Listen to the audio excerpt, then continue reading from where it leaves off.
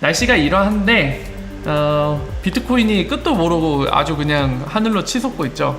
참 재밌습니다.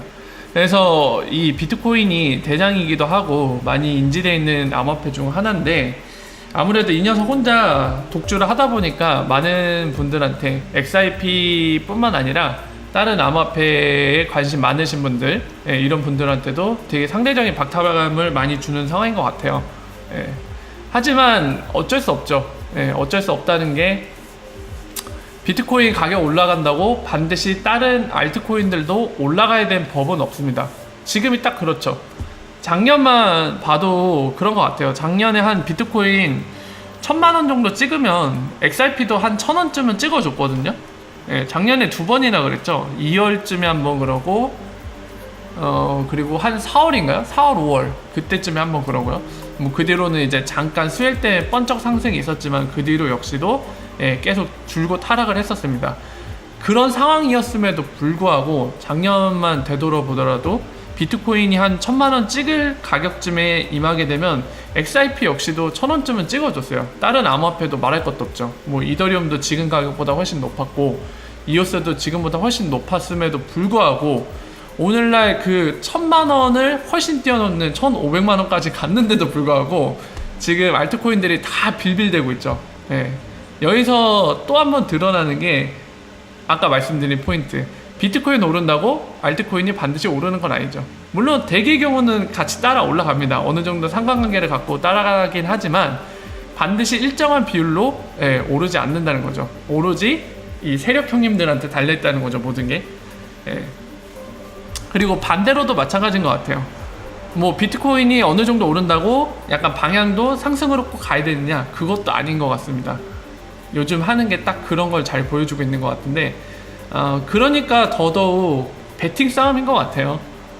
아무리 차트 그리고 또는 작년에 뭐 비트코인 이 가격이었을 때 대충 알트코인들 가격이 이랬으니까 하면서 그걸 참고 삼아서 아무리 노력을 해봐도 지금 상황을 예측할 수는 없는 것 같습니다. 높은 확률로 말이죠.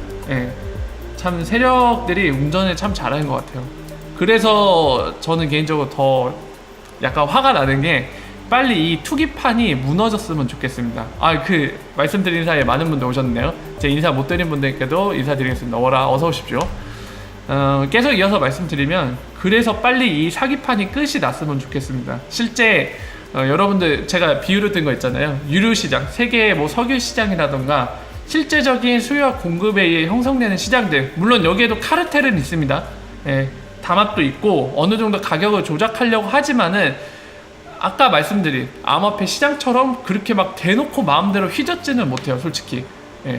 그 정도까지 휘저을 수는 없거든요. 주식시장도 마찬가지죠. 주식이야 뭐 작전도 있기야 하지만 오늘날의 암호화폐 시장처럼 그렇게 마음대로 휘저을 수 있나요? 그렇지는 않습니다. 그 정도까지 갖고는 못 늘죠. 물론 정말 금액이 적게 들어가는, 뭐라고 표현하나요? 주식하는 분들이 개잡주라고 표현하는 것 같기도 한데, 그 일명 개잡주라고 보이는 것들은 뭐 완전 갖고 놀겠지만, 삼성전자 주식, 이런 메인 주식도 있잖아요.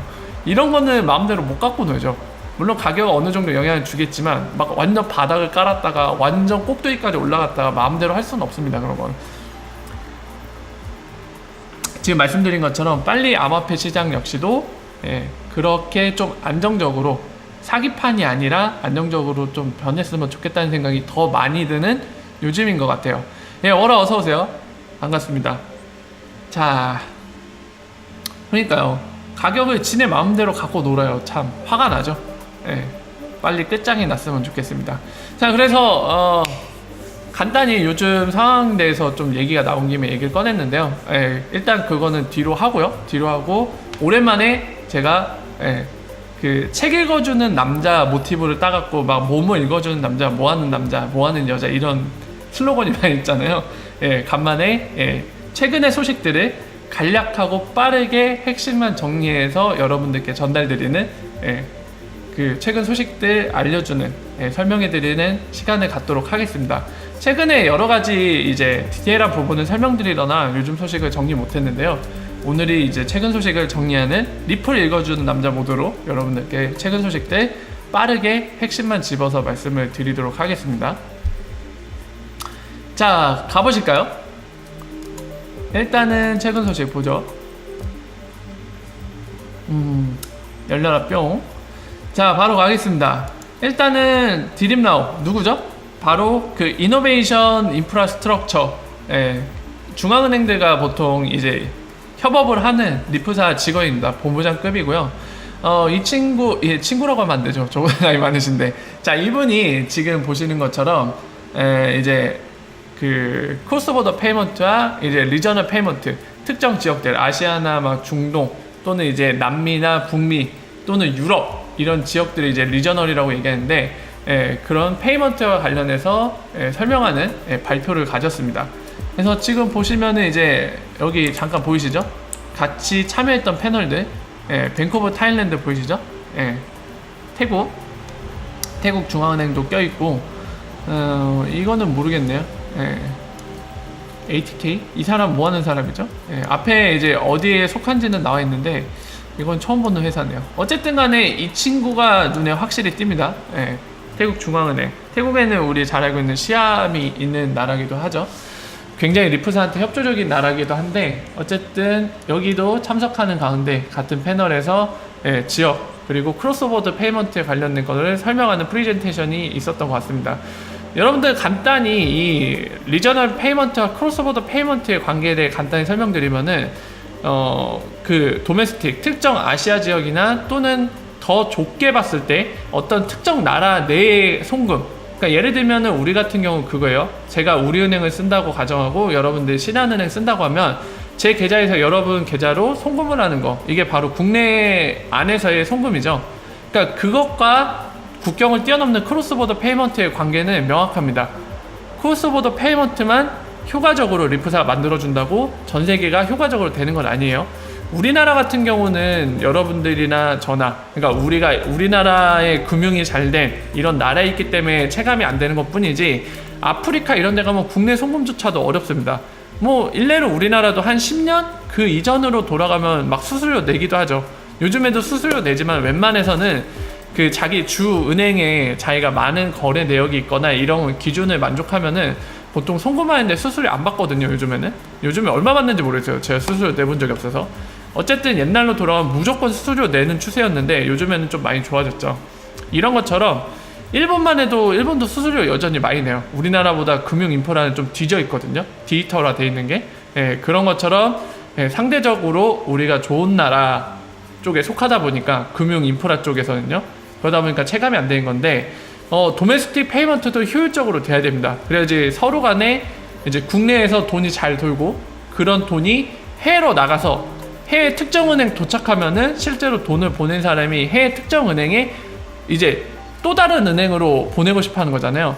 그러니까 중간에 환거래 은행을 거쳐서 그 환거래 은행으로부터 이제 도착지로 이제 하고 싶은 그 은행까지 가는데 국내 송금, 거기 역시도 효율적으로 돼야 거의 비용이 영원에 가깝게 수렴이 돼서 이제 송금을 할 수 있겠죠.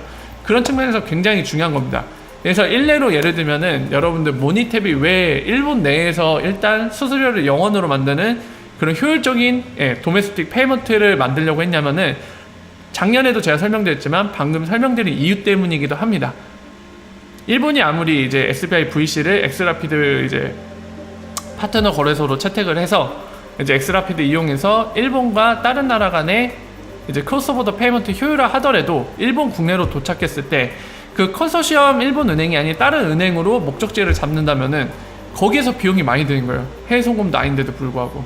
그러니까 머니탭으로 일본 국내를 효율적으로 만드는 작업을 먼저 했던 겁니다. 작년에도 말씀드렸죠. 그 관계를 잘 이해하시면 됩니다. 그래서 드림나우는 항상 그거를 하고 있는 거예요, 지금. 이 친구는 맨날 그거를 하고 있습니다.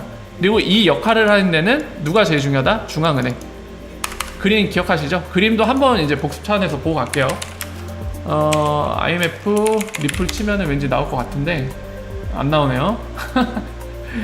아, 요거 이 그림을 기억하실지 모르겠어요. 저 3018년 미래 가서 이제 리프사 직원이 발표했던 오타낸 거죠. 여기 보면은 왜 중요한지 그림 한번 보면은 기억이 나실 거예요. 제가 많이 보여드렸기 때문에 요 그림이죠.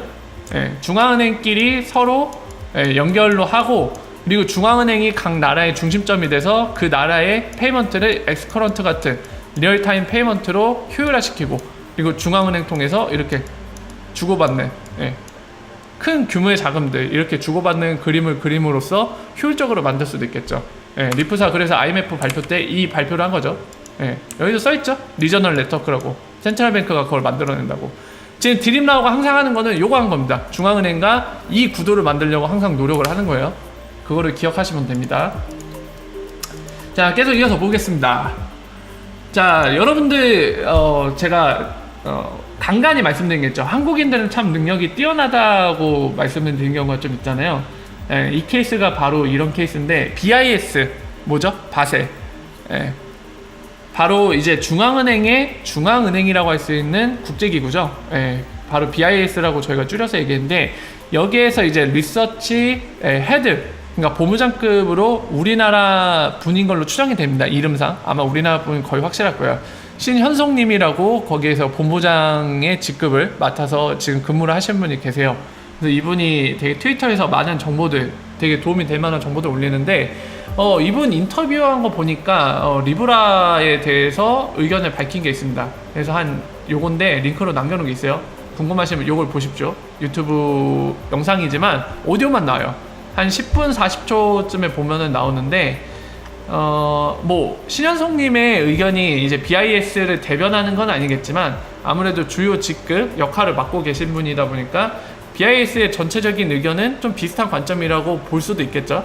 어쨌든 간에 이분이 리브라에 대한 견해를 밝혔는데 전에도 말씀드렸지만 리브라 자체가 약간 화이트 페이퍼만 있는 상황이고요. 그리고 계속 말씀드리지만 디테일이 없습니다. 정확하게 어떤 식으로 본인들이 목표라는 거를 구현해낼지에 대한 정확한 기술이 없어요. 그래서 좀 약간 엉성한 거 아니냐, 제가 이런 평가까지 했었는데 어쨌든 지금 이런 상황이기 때문에 이제 신영숙님이 본인의 의견을 제시할 때 근본적인 걸 파고들었어요. 리브라에 대해서 한 3가지 정도를 얘기하셨는데요. 제가 들어보니까 일단은 이 홀세일이란 뭐라고 했죠? 여러분들께 설명드렸지만 기관용입니다. 금융기관용인데 리브라라는 게 과연 금융기관용으로 만드는 건지 아니면 일반 고객들을 위해서 리테일 페이먼트를 할 수 있는 그 시스템으로 만드는 건지, 만약에 그거라고 하면은 일반 사람들이 어떻게 그 시스템에 액세스할 수 있을지, 그거 어떤 식으로 구현할지에 대한 물음을 던졌고요. 그러니까 지금 그런 구현을 어떻게 할지에 대한 디테일이 없다는 거죠. 그거 어떻게 할 거냐, 해낼 수 있겠느냐, 이런 취지 물음입니다. 그리고 두 번째는 개인정보는 어떻게 할 건지. 이거는 여러분들도 잘 아실 겁니다. 페이스북이 개인정보를 함부로 남발해갖고 막 사용자의 동의 없이 여기저기다 팔아먹었죠. 그래서 굉장히 물의를 일으켜서 벌금도 많이 받고 지금 미국 내에선 여전히 그 문제로 조금 더 책임을 묻겠다고 하는 상황인데, 역시나 같은 맥락에서 리브라 코인을 해서 만약에 고객들이 그 페이먼트를 하는 정보들을 갖게 되면은 그 개인정보 어떻게 처리할 건지, 예를 들면 퍼블릭 블록체인으로 가게 되면 이거를 누구든지 액세스해서 그 페이먼트 기록을 볼 수 있거든요. 그러니까 그거를 익명화 시킬 건지, 완전히 이거는 트릴레마에 빠집니다. 익명화를 시키면 여러분들 뭐를 못 지키죠? 익명화를 시켜버리면 또 지킬 수 없는 게 바로 여러분들도 최근에 아시는 FATF의 트래블러를 지킬 수 없게 됩니다. 굉장히 이제 딜레마에 빠지는 문제인데, 그런 측면에서 이제 개인정보 어떻게 처리할 건지 구체적인 사항이 없으니까 니네 이거 해결할 수 있겠느냐, 이런 물음을 던졌고요. 더불어서 좀 오타가 있는데 각 국가마다 이제 관할법이 다르죠. 그런 차이의 문제가 있는데, 만약에 리브라가 이제 글로벌 커런시로서 크로스보더 페이먼트까지 처리하려는 목적을 가지고 간다 하면은 그 문제 어떻게 할 건지, 각 나라의 법이 다른데 전 세계에 컴플라이언스한 시스템을 만들 수 있겠느냐, 이 물음들을 던졌습니다. 그래서 제가 요약해서 말씀드린 거고, 실제로 어떻게 얘기했는지 디테일한 내용 궁금하시면 한번 보시면 됩니다. 다만 영어를 싫어하시는 분들은 안 보시는 게 좋아요. 영어로 얘기를 해주세요. 아무래도 이제 국제기구에서 일을 하시다 보니까 한국말이 아니라 영어로 얘기를 하십니다. 인터뷰를. 자, 그래서 참고하시고요. 이게 되게 중요한 통찰력입니다. 저도 비슷한 맥락에 얘기를 했지만 실제로 이래요. 리브라가 안고 있는 문제들, 리브라가 풀어야 될 문제들이 바로 이런 문제들입니다. 자, 그래서 계속 이어서 갈게요. 자, 데이비드 슈왈츠가 6월 12일쯤인가요? 인터뷰를 했는데 그 CB 인사이트라는 매체입니다. 참고로 여기는 여러분들께 간단히 소개해드리면, 자, 여기죠. you know, fairly often. 이 아저씨 기억하시는 분 계시나요? 누구냐면은 작년 중순쯤에 바로 이 CB 인사이트의 이 진행자분 이름이 생각은 잘 안 나는데 바로 리플 CEO가 이 진행 가운데 작년 중순쯤에 이 매체에 출연을 해서 얘기했던 게 바로 그겁니다. 예, 작년 연말까지 우리를 되게 설레게 했지만 되게 아쉽게 했던 그거 뭐죠? 최소 한 곳 이상의 중앙은행이 엑스라피드를 쓸 것이다. 그래서 지금 보시는 이 진행자분 있죠? 예, 인상 팍 쓰고 있는데 이분이 브래드 갈링하우스한테 그거 확실하냐 하니까 브래드 갈링하우스가 100%라고 그렇게 답변했던 그 매체입니다. 그 진행자고요. 자, 여기에는 이번에 올해 들어서는 브래드 갈링하우스가 안 가고 데이비드 슈왈츠가 갔어요. 그래서 이 인터뷰 영상은 참고로 이 번역본은 배지위원들을 위해서 조만간 이거를 번역을 해서 한 3개나 또는 2개, 4개 정도로 쪼개갖고 제가 업데이트를 해드릴 거예요. 이 점 참고하시고 여기에서는 핵심만 좀 설명을 드리도록 하겠습니다. 보시면은 He's made the case this is a way for banks to save money, use XRP as kind of a bridge currency, but I got to say it doesn't seem to be happening. It seems every year this is kind of the promise, but we're not seeing a lot of adoption. What's going on there? 자, 이 사람 인상 쓰면서 질문한 게 그겁니다, 여러분들. 간단히 말씀드리면 작년에 브래드 갈링하우스가 나와서 그렇게 100%라고 확신을 했는데 지금 돌아가는 꼬라지를 보니까 도대체 XRP를 브릿지 커런시로 쓰고 있는 거 맞냐? 무슨 일이 있는 거냐? 어떻게 돼가고 있는 거냐 도대체? 이 질문을 대놓고 좀 날카롭게 질문했어요. 그래서 이제 데이비드 슈왈츠 답변하겠죠? Digital assets has been a little slower, or I mean, you could see it as being incredibly quick or incredibly slow, depending on what time frame you think is reasonable. I would say revolutionizing international finance is not something that you would expect to happen overnight. 자, 그래서 데이비드 슈왈츠가 한마디로 이렇게 첫마디로 요약을 한 겁니다. 네가 말한 것처럼 그러니까 이렇게 빠르게 적용되지 못하고 느릿느릿하게 변하는 거에 대해 본인도 이제 동의를 한다는 얘기를 하면서 당신이 기대한 것처럼 뭔가 이렇게 색다른 변화 있잖아요. 하루아침에 뭔가 딱 봐도 이야 뭔가 변화했네, 블록체인이 뭔가 하고 있네, 이런 느낌을 주는 그런 변화가 하룻밤 사이에 일어나기 힘들다는 그 얘기를 하는 겁니다. 드라마틱한 변화, 그런 것들을 얘기하는 거죠. But it is a multi-step process, and I think the first problem that we encountered, I mean, we kind of thought that we could take a direct line to settling with a digital asset, and I think a lot of people thought that, well, now we have digital assets, let's just use them for payments, and that'll be that. Part of the 자, 지금 그래서 얘기하는 건 그겁니다. 뭐 하루아침에 가시적으로 사람들이 체감할 만하게 그런 드라마틱한 변화는 일어나지 않지만 그래도 이거를 프로세스 상으로 우리가 한 걸음 한 걸음 밟아 나가고 있다는 그 표현을 하는 겁니다. 그래서 사람들은 결국에 이제 페이먼트에 쓰게 될 거라고 그 얘기를 하는 겁니다. problem is that the payment systems are just not capable of supporting instantaneous 그래서 settlement. 이 부분이 중요하거든요. 지금 현재 페이먼트 시스템이 not capable이라고 얘기를 하죠. 그러면서 설명 조금 더 듣고 말씀드릴게요. 그리고 인스턴트 부분은 얘기하죠. 그러니까 지금 리얼타임 세틀먼트를 지원하기에는 현재 페이먼트 시스템이 그럴 능력이 없다는 걸 얘기하고 있습니다. 그러면서 제가 얼마 전에 스위프트와 리프사 관계 설명드릴 때 말씀드렸던 내용을 데이비드 슈왈츠도 얘기해요. 자, 보세요. So if you think about a payment system like SWIFT, where you just kind of push a payment message out, and you don't necessarily know the entire path, and you don't know the fees until later. You don't even know if the destination account even exists until sometime later when the payment is actually processed by the destination institution. There's no way that you could build instantaneous settlement into a system like that. So we kind of found ourselves in this situation. 자, 그래서 지금 얘기한 게 그거예요. 스위프트 같은 메시징 시스템, 바로 페이먼트 시스템이죠. 그걸 통해서 하더라도 워낙 느리니까 결국에 리얼타임 세틀먼트가 의미는 없다는 그 얘기 맥락을 하고 있는 겁니다. 제가 얼마 전에 여러분들께 말씀드린 거죠. 그리고 방금 보신 그리고 데이비드 슈왈츠가 설명한 게 바로 리프사가 엑스커런트를 만든 이유기도 합니다. 지금 그 맥락에 얘기를 하고 있는 거예요. If we wanted institutions to settle their international payments with a digital asset, we first had to rebuild the payment messaging, sort of the plumbing. 얘기하죠. 지금 그 얘기를 하고 있는데 리빌드라고 얘기하잖아요. 페이먼트 메시징. 엑스커런트를 얘기하는 거죠. And we discovered something interesting on the way. What we discovered was that the existing plumbing was so bad. I mean, it dates back to batch computing days. That just improving that messaging was a product. That was something that banks and non-bank financial institutions would be interested in. And so we focused on building a top-notch payment network that can settle with a digital asset. And I think it's fair to say that we have 리플렛 얘기를 하고 있는 거예요. 리플렛이 결국에 나중에 이제 셀을 디지털 에셋, 바로 XRP로 세틀먼트 가능하다는 얘기를 하는 겁니다. digital asset to figuring out where you really want to settle with the digital asset and making that settlement happen. That's, if I can interrupt a second, that's my understanding. You built Xcurrent, right? Xcurrent 얘기하죠, 바로. 진행자가 좀 잘 알아요, 이 사람. Superior to Swift, and you almost have this successful enterprise software business on your hands, and good for you. But it seems Ripple wants to do something more, which is to encourage the users of this to also wrap some XRPs into the transactions. But it sort of seems like you're shoehorning something in there that a lot of banks are like, wait a minute, we don't need this. We're just. 이 사람 너무 재밌는 것 같아요. 진지한 표정으로. Why you need XRP in this? I would just start out by saying I think that is a fair point. I think we do have a struggle on our hands to convince particularly banks because banks are extremely concerned. 자, 지금 얘기를 하는 겁니다. 그 어떤 맥락에 질문을 했냐면요. 엑스커런트 얘기를 하면서 사실 XRP가 필요한 게 맞냐? 금융기관들한테 그 얘기를 하고 있는 거예요. 약간 의문으로 질문을 던진 거죠. 이게 필요한 거긴 해요? 금융기관들한테 XRP가? 예, 어떤 필요성이 있는지를 이제 설명해 달라는 얘기죠. 약간 의문식으로 던진 거죠, 질문을. 그래서 이제 답변하는 거예요. What we've discovered is that non-bank financial institutions, payment companies are much more aggressive and they're much more interested in things that can save them time. 그러면서 지금 데이비드 셜츠 답변하는 건 그겁니다. 이제 은행보다는 지금 얘기했던 non-bank 중에서도 페이먼트 프로바이더들 있죠. 핀테크 같은 업체들. 그런 쪽이 더 어그레시브, 그러니까 더 적극적이고 이렇다는 거죠.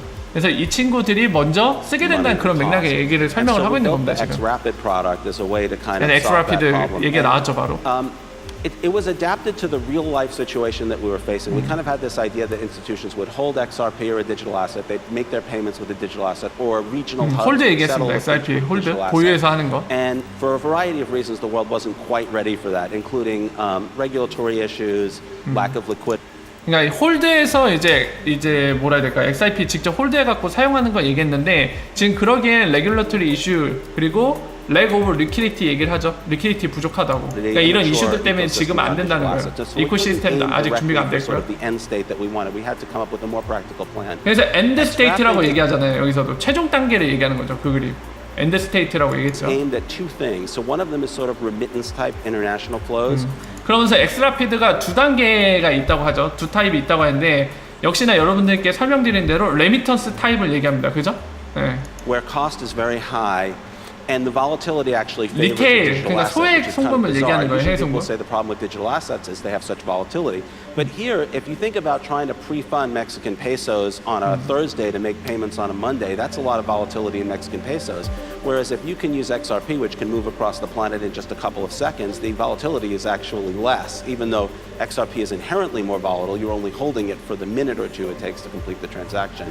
And I think the other thing that XRapid handles is you might have a bank that doesn't want to touch a digital asset. They're like, we can't have XRP on our books, we can't buy it, we can't sell it, it's just too much of a regulatory challenge for us.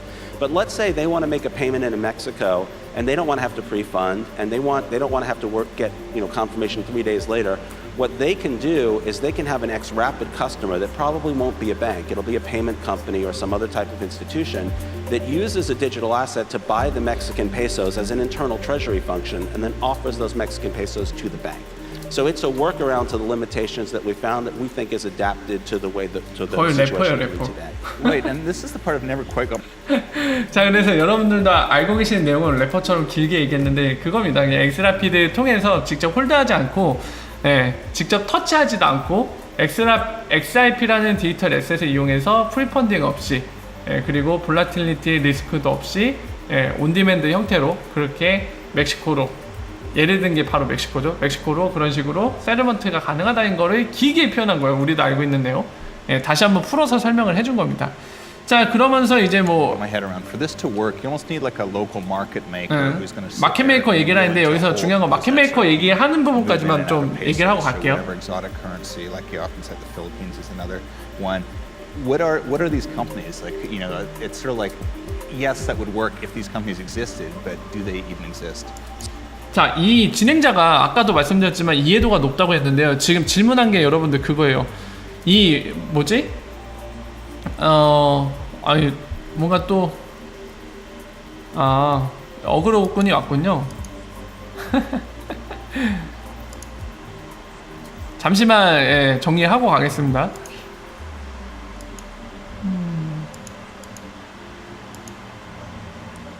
정리를 하고 가고요.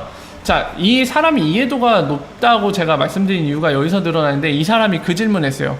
엑스라피드 쓰려면 오더북을 통해서 리퀴디티를 제공하는 마켓메이커가 있어야 되는데, 그 마켓메이커의 존재에 대해서 얘기를 하면서 그러면 도대체 이 마켓메이커는 어떤 회사들이고 이게 실제로 존재하느냐, 이 질문을 던졌습니다. 저희도 궁금한 내용이죠. 되게 날카로워요, 이 사람. 아는 게 많아요, 지금 리프사의 비즈니스 모델에 대해서. 그래서 이제 답변을 this is one of 유도하겠죠. the very interesting things. Like, if you had to go out and recruit somebody to do that, it would be very difficult. You'd have to pay them to do it, because why would they do it if not that someone was paying them? But because these systems are completely open, and I think this is one of the most important things that distinguishes us from our competitors, is sort of why would I use a digital asset? These systems are completely open.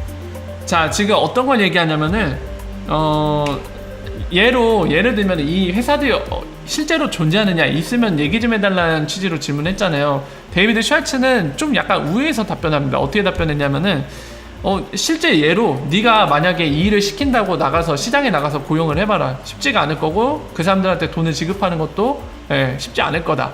이런 얘기를 하면서 다만 뭐냐면, 이 본인들이 마켓메이커로서 XIP를 이제 리퀴디티를 제공하면서 돈을 벌 수 있는 이 시장이 오픈되어 있다는 걸 얘기합니다. 이게 우리의 경쟁자들과 다른 점이라는 얘기를 하는 거죠.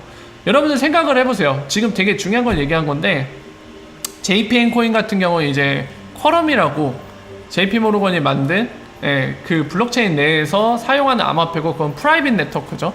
만약에 걔네가 이런 식으로 리퀴디티를 공급하는 형태, XIP는 이제 실제로 XIP를 사고 파는 그 시장에 참여하는 마켓메이커들을 통해서 리퀴디티를 제공하잖아요. 그게 아니라 다른 방법이거나 또는 같은 방법이라도 아까 얘기했듯이 프라이빗 네트워크니까 아무나 그 시장에 참여할 수 없거든요. 그런 경우는 당연히 리퀴디티에 좀 제약을 받겠죠. 그것과 다르게 강점으로 얘기하는 게 바로 그겁니다. 이 XIP는 이런 식의 엑스라피드 같은 방식을 채용했기 때문에 누구나 참여할 수 있는 오픈되어 있는 그런 시장이라는 거죠. 마켓메이커로 누구든지 원하면 참여할 수 있다. 그게 설령 개인이더라도 또는 기업 형태를 가진 사람이더라도 상관없다. 누구든지 원하면 참여할 수 있는, 그만큼 리퀴디티 확보하기 더 쉬운 거죠. 월드 리퀴디티죠. 그러니까 그걸 얘기하고 있는 겁니다. 자, 지금 이거 말고도 사실 더 보면은 여러 가지 중요한 설명들을 이제 했더라고요. 제가 대충 한번 싹 봤는데, 근데 지금 모든 걸 설명하면 시간이 너무 오래 걸리기 때문에 지금까지 보여드린 핵심 부분만 좀 간단히 말씀을 드리고요. 페이스북에 관련된 것도 질문이 나왔었고요. 이거 말고도 이제 실제 리프사의 비즈니스 모델상 중요한 핵심 포인트를 사회자가 질문을 합니다. 그래서 아까 말씀드린 것처럼 이제 배지 회원님들 위해서 이 번역 영상을 제가 번역을 여기 자막을 입혀갖고 한 3개 내외로 나눠갖고 업로드를 할 예정입니다. 그래서 그 내용들 참고하시고요. 배지 회원 아닌 분들 너무 슬퍼하지 마세요. 지금 설명드린 내용, 그리고 제가 평소 설명드렸던 내용들을 데이비드 슈왈츠 입에서 나온 겁니다. 그래서 여러분들이 모르는 내용 아니고 제 방송을 쭉 보셨어도 이미 알고 있던 내용이니까 너무 서운해하지 마시고요. 지금 말씀드린 게 핵심 부분이고, 나머지 부분, 방금 설명 못 드린 부분 역시도 제 방송에서 계속해서 설명드렸던 부분이니까 너무 아쉬워하지 마십시오. 그래서 지금 데이비드 슈왈츠 인터뷰 영상은 여기까지 하고 넘어가도록 하겠습니다. 계속 이어서 갈게요. 그리고 JP 모르건이 소식이 오랜만에 또 들렸습니다. 이 친구들 이거 지금 사진 한 장 보이고 기사가 있는데, 한마디로 얘기하면은 올해 내로 실제 트라이얼을 시작한답니다. 뭐 베타라고 보시면 돼요. 실제로 완벽한 오픈 1.0은 아니지만 이제 여기에 참여하는 이 IIN 네트워크, 보인드 이제 네트워크 이름을 이렇게 부르죠. 여기에 참여하고 있는 은행들과 함께 요거를 올해 안으로 베타 서비스를 시작한다고 합니다. 실제적으로 써보겠다는 거죠. 약간 뭐라 해야 될까요? 샌드박스처럼 약간 어느 정도 약간 제약을 준, 실제 정식 릴리즈를 위해서 그 전에 약간 파일럿 테스트보다는 좀 더 진보한 형태인 거죠. 파일럿은 진짜 완전 말 그대로 테스트일 뿐이니까 그것과 다르게 베타 정도의 느낌으로 시작을 한다고 합니다. 자, 그리고 이거는 머니그램과 웨스턴 유니언을 이제 해외 커뮤니티 어떤 사람이 짤로 비교를 했어요, 비용을. 자, 보시면은 요거 잠깐 보실까요? 예, 머니그램이죠. 머니그램 보시면은 이 유로화를 이제 영국 파운드로 했을 때 400, 이게 뭐예요? 이게 쉼표인가? 4만인가? 이거 쉼표겠죠? 어쨌든 뭐 중요한 건 아니니까요. 어쨌든 이 정도 4만이든 400이든 이 유로화를 보냈을 때 파운드로 이 정도 33529거든요. 근데 반대로 웨스턴 유니언을 쓰게 되면 32585죠. 32538 심지어는 추가 피가 붙죠. 여기 보신 것처럼 29유로를 더 내놓으라는 거죠. 429유로를 주면 32538로 바꿔주겠다는 겁니다. 영국 파운드로. 제가 눈에 말씀드리죠. 웨스턴 유니언의 강점은 달러 송금입니다. 달러로 보냈을 때 참 저렴해요. 그건 인정. 예, 완전 인정. 또 인정. 하지만 다른 법정화폐로 컨버팅을 하게 되면 머니그램한테도 완전 발립니다. 상대가 안 돼요. 예, 이 정도입니다. 그걸 이제 비교를 해놓은 거죠. 웨스턴 유니언 이제 큰 코 다치죠. 저런 식으로 버팅기다가 뭔가 선택을 해야 될 때가 올 겁니다. 자, 그 다음 소식은 바로 메나 어딘가요? 북아프리카와 플러스 중동입니다. 그거를 우리는 메나라고 부른다고 했죠. 예, 이 지역이 메나 핀테크 어소시에이션이라고 협회 같은 걸 만들었어요. 줄여서 에크넘으로 MFTA라고 조직을 만들었는데, 이 조직에 들어간 명단을 보면 리프사가 껴있습니다. 나빈국타 있죠. 이름을 올렸죠. 그리고 여기에는 또 따라가 있는 게, 여기 보시면은 테메노스라는 친구도 들어가 있고, 그리고 우리 리플렛 멤버인 UAE 익스체인지, 이 친구가 중요하겠네요. 그리고 사마가 관련돼 있죠. 사우디아라비아 중앙은행. 자, 이렇게 협회를 구성했다는 소식이 있습니다. 아무래도 뭐 그냥 놀려고 만든 건 아니겠죠. 같이 이제 좀 더 리프사 비즈니스들이 더 많은 핀테크 업체, 이미 기존 고객과 관계를 더 강화하는 한편, 그리고 리프사의 솔루션을 아직 쓰지 않는 고객들에게도 간접적으로 리프사 솔루션의 파워를 마음껏 느낄 수 있는 그런 장이 열리게 될 거고요. 더불어서 그런 게 더 잘 되면 영업을 더 잘할 수 있겠죠. 그래서 그런 의미에서는 상당히 좋은 걸로 보여집니다. 그리고 XRP 툴이 업데이트된 거는 지난번에 말씀드렸던 소식인데, 이거를 엄청 홍보하고 있어요. 리프사 개발자들이. 그냥 그렇다는 것만 알고 계시면 될 것 같습니다. 이거 툴은 여러분들께 간단히 소개시켜드리면, 여기 가면은 그 웹소켓 API라고 있어요. 근데 그거는 뭐를 할 수 있는 거냐면, 여러분들이 직접 이 웹소켓 API라는 툴을 통해서 여러분들 XRP 계정에서 XRP를 보내거나, 또는 본인의 계정에 설정을 변경하거나, 멀티사인, 보안 강화를 위해서 멀티사인을 하거나, 여러가지 에스크로 락을 거는 등 여러가지 행위들을 다 할 수 있습니다. XRP 블록체인에서 할 수 있는 것들을 다 할 수 있는데, 이거를 쓰실 분들은 글이 많지 않아서 자세한 설명 안 드릴게요. 그냥 그렇다는 정도만 알고 계시면 될 것 같습니다. 그리고 머니그램이 이제 우리 리프사 전략적 파트너 관계에 들어간 이후에 새로운 피 정책을 세웠다고 합니다. 그러면서 이제 파트너십도 이렇게 캐나다에 있는 우체국과도 이제 파트너십을 맺고요. 좀 더 본인들이 이제 송금할 수 있는 범위를 늘리고 있는 거죠. 캐나다 우체국이랑 이제 이런 파트너십을 맺는 이유는 어디에 있을까요? 궁극적인 목적은 그거죠. 본인의 이제 캐나다 내에 송금 도달 범위를 넓히는 데 있는 거죠. 첫 번째로 그게 있을 거고, 그리고 두 번째로 부차적으로 계속 따라하는 것들이 좀 더 더 저렴한 가격으로 본인들이 송금 업무를 할 수 있도록 만들어야 고객한테도 그 혜택, 그리고 본인들 회사의 경쟁력이 강화되기 때문에 그런 것들 위해서 파트너 관계를 맺는 거죠. 그런 맥락에서 캐나다 포스트 우체국과 파트너십을 맺었습니다. 이런 소식들은 굉장히 좋죠. 왜냐하면 머니그램은 엑스라피드를 전적으로 쓰기로 합의가 돼 있기 때문이죠. 이미 엑스라피드 아직 안 쓰고 있더라도 조만간 쓸 친구입니다. 그러니까 이런 식으로 좀 더 사업 비즈니스를 확대하는 거는 우리 입장에서 좋은 거죠. 좀 더 많은 지역까지 갈 수 있는 얘네 송금, 이것들이 다 엑스라피드로 쓰이게 될 것인가요? 그런 의미에서 굉장히 좋은 소식입니다. 자, 그리고 샌드프렌드가 23일날 바로 이제 엑스라피드 정식 서비스를 시작을 했죠. 엑스라피드에 기반을 해서 미국에서 필리핀으로 이제 송금 서비스를 시작했는데, 최근에 그 김부사님도 질문 주셨지만 저 역시도 궁금해서 이제 코인스 PH 바로 필리핀에 있는 엑스라피드 파트너 거래소의 볼륨이 어떻게 변화되고 있는지 굉장히 보고 싶어서 보려고 했지만 계속 유지 보수 중이라고 못 봤거든요. 근데 조금 전에 확인하니까 풀렸더라고요. 그래서 여러분들이랑 같이 잠깐 볼게요. 근데 보시면 아시겠지만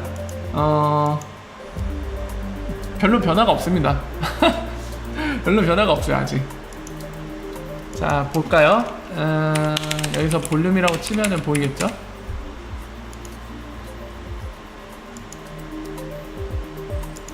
자 하루 단위로 볼게요. 지금 최근까지 여러분들 이 보이세요? 여기 빈 부분 여기 비어있죠 부분이. 그러니까 한 2-3일간 정지돼 있었어요. 시스템 유지 보수한다고. 그래서 데이터가 없습니다. 그리고 이게 바로 이 부분이 오늘 데이터거든요. 이 라인에 있는 게.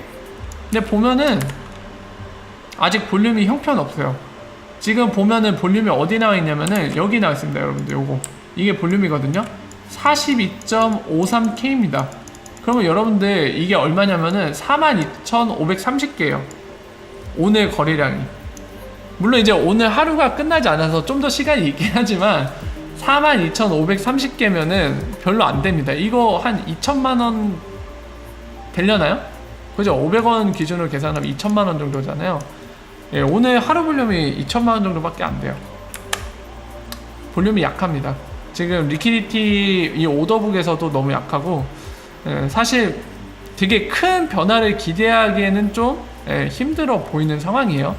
물론 이제 샌드 프렌드의 한계가 있긴 해요. 여러분들도 내용 보셨으면 아시겠지만 뉴 저지 그 주에서만 사용이 가능하거든요. 현재 기준으로.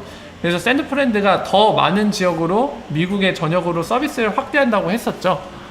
어쨌든 한 주에서만 사용이 가능한 상황이고 오픈한 지 며칠 안 된 상황이기는 하지만 일단은 볼륨이 상당히 낮다는 거. 우리가 뭔가 이거 막 두근두근 화끈화끈 뭔가 무슨 일이 일어날 것 같아 라고 기대하기에는 아직 진짜 출발 단계라는 거, 그 점 확인할 수 있는 거죠 지금. 자 그리고 그 다음 소식은 요즘에 잠잠한 머큐리팩스 소식인데요. 이 친구들 지금 보면은 그 외환시장 서비스를 개설을 했는데 보면은 남아프리카 공화국입니다. 남아프리카 공화국에서 이 지금 보면은 외환 서비스 FX 포렉스 외환시장 서비스를 지금 오픈했는데 여기 보면은 그냥 있죠. 로어 코스트 저렴한 비용으로 해줄게요 막 이러면서 이제 홍보를 하고 있는데 보면은 남아프리카 공화국의 법정화폐 요거를 이제 타국에 있는 법정화폐로 바꿀 수 있습니다. 영국 파운드나 유로화나 달러 이 서비스를 제공하는데 6.93 나오네요. 한번 잠깐 볼까요? 이거를 컨버트하면 몇을 했죠? 제가 100을 했죠? 6.99 나오네요.